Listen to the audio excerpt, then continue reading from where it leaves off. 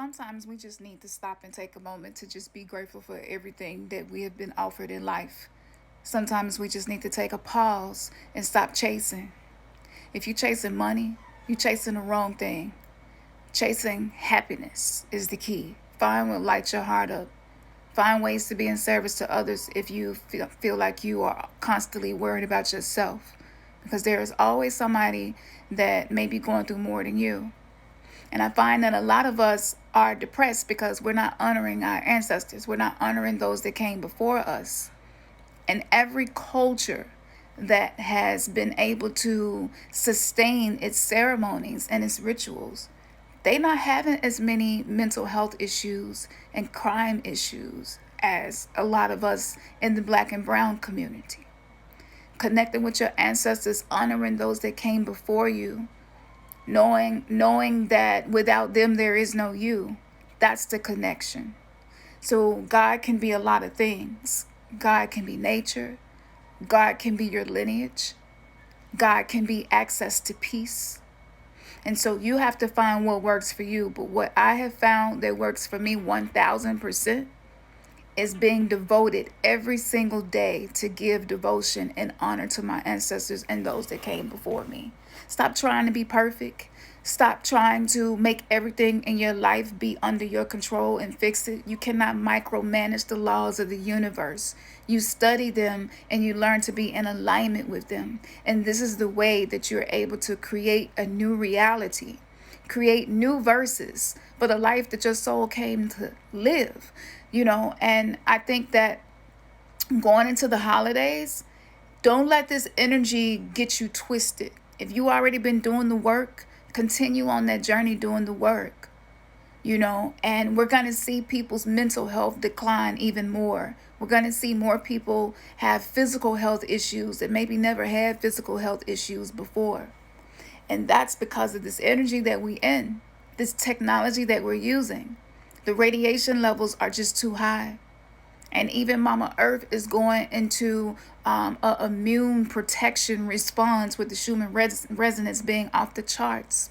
And so connection to nature, connection to your ancestors, connection to your breath, connection to your voice. Men's mental health and their emotional state of being is going to continue to decline as well.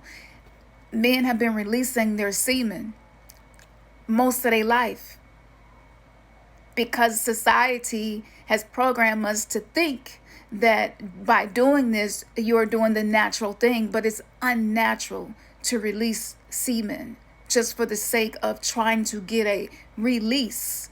You're releasing your spinal fluid. You're releasing the brain fluid. You're releasing the fluid from your joints. You're releasing the fluid that is used to create life. And if you are doing this without setting intentions and you're not withholding any of this and you're not taking yourself through a process of transmutation and alchemy of your attitude and being more intentional about your mental health, of course you're going to be in balance. And women are not going to be attracted to men who are not practicing semen retention. Your testosterone levels, Naru, cut it out. Your testosterone levels are going to be low. That means that it's going to be difficult for you to create healthy polarity with a partner of choice. And ladies, like for us, your reproductive health matters so much. And I know that sex is the oldest career in this world. Sex sells. I get that. But no matter what walk of life you are on, because I'm not here to judge nobody, but make sure that you're prioritizing you, prioritizing your health, your spiritual health, and your mental health. I reposted a video, and you just go watch it. It's on Instagram, but I reposted the video, and there's a particular comedian. There's no need for me to name her name. And I'm reading some of the comments, and men are saying things like, well, she need to lose some weight, and she need to do this, and she need to do that, and she's a lesbian. You can't take information from her. And that just goes to show how ill-informed we are. If you study Tantra, if you study the history of the feminine, it was the feminine that taught everything about sex and nature. And in all initiations, the feminine is the principle in which rebirth takes place. So there's no excuse for us to be ignorant anymore because the information is available to us. We must learn, we must unlearn and relearn. We've been doing it all wrong. We have been trading our traumas, calling it sex. We have been getting in relationships, but they're really trauma reenactments. And then we look up and we wonder why the world looks like this. We have all been a part of the creation of what we're seeing occurring in our world, our society, our culture, our house, and last but definitely not least, inside of you. Nobody else can hear the way you talk to yourself. If you're not talking to yourself in a way that's compassionate, change the way that you talk to yourself. Some of us be so focused on demanding other people help us and other people treat us a certain way. This is about taking responsibility. This is about being accountable. We're getting these ascension codes. We're getting these DNA upgrades. Our ability to conduct energy is increasing. Our ability to smell things better is increasing. Our ability to hear is changing. Our ability to perceive colors is becoming more multidimensional. But with this comes responsibility. And that responsibility is to make sure that your mindset is not toxic, that it's not causing harm to people. I use this Hamsa behind me because I know there's a lot of evil eye energy that's always circulating, especially for those who don't understand. And I have made some radical decisions to walk away from anything that was not serving my highest purpose, because that's how much I love myself and believe in myself. So, these are some tips that you could use to start to navigate spirituality in a way where it's going to connect you with yourself versus you giving your power somewhere else.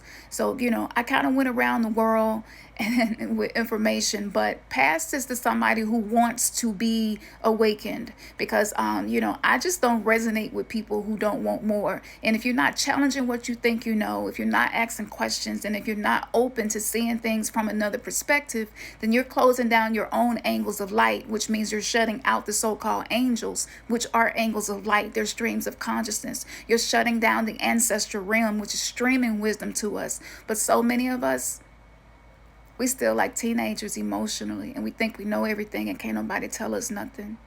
And if your life is not satisfactory, you are the common denominator. Don't pay attention to nobody else. What can you do to reshape your reality? That's it. Point blank, period. And I have survived narcissistic abuse, but I had to focus on me. I had to focus on the role that I played in that. And being empathic, codependent, and trying to help everybody who asked me for help, it was killing me. And for so many women, we have been doing this for so long that we don't even know another way to exist. It stops today. So if you want to be on this new earth where I'm living, then this is what you must do. And you must be accountable. You must exercise your boundaries. You must let go of some things and people and places that's not serving your highest benefit. And is it going to be uncomfortable? Yes. Are people going to be upset with you? Yes. But that's their business. It's not yours. What people think about you is their business. What you think about you is yours. So this is your Monday motivational message. And I might be back. I don't know. The Scorpio new moon is taking me through my own rebirth and transformations. So I'm spending less time here and more time going within and working with my spirit guides and my ancestors. All right, y'all already know what it is. May your third eye just been kissed. Namaste, Numiste. Peace. Ashe.